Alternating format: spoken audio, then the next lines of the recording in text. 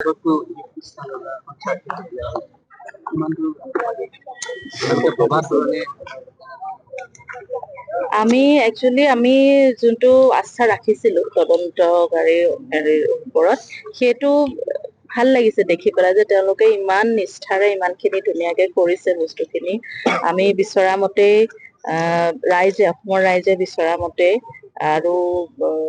যিখিনি তেওঁলোকে সেকশন বা সাব সেকশন দি যি ধৰণে আমি যিখিনি এটা গম পাইছো সোশ্যাল মিডিয়া বা নিউজৰ পৰা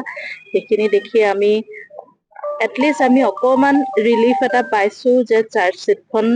আমি ভাবিছো খুব ষ্ট্ৰংকে তেওঁলোকে দিছে আৰু ইমান ডিটেইলত ইমান দীঘলীয়া ইমান উইথ লটছ অফ ডকুমেন্টেশন বা ইমান এভিডেন্স দিছে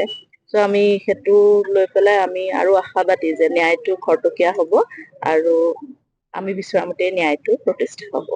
ফাষ্টেগ আদালতৰ যিটো কথা উত্থাপন হৈছে আপোনালোকৰ নিশ্চয় বিচাৰিব যে চবেই বিচাৰিছো মই বুলি নহয় গোটেই অসমবাসীয়ে বিচাৰিছে সকলোৱে বিচাৰিছে কাৰণ নহলেতো দীঘলীয়া হয় প্ৰচেছটো গতিকে এইটো খুব ভাল ষ্টেপ হ'ব যদি ফাষ্ট ট্ৰেকটো কৰে খুবেই ভাল। হত্যাৰ দিশতো ধাৰা লগোৱা মূলতঃ চাৰিজনৰ এই শব্দটো শুনিলেও মোৰ ভয় লাগে আচলতে আৰু তেওঁৰ নিচিনা মানুহ এজনক লৈ পেলাই মানুহে সেই ধৰণে চিন্তা কৰিব পাৰিছিলে এইটো ভাবিলে মানে বুকু কঁপি যায় যে আমি ইমান নজনাকে কেনেকে থাকিলো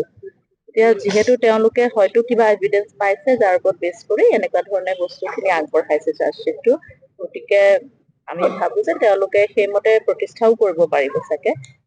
তেওঁলোকৰ সম্পূৰ্ণ আস্থা আছে সম্পূৰ্ণ আস্থা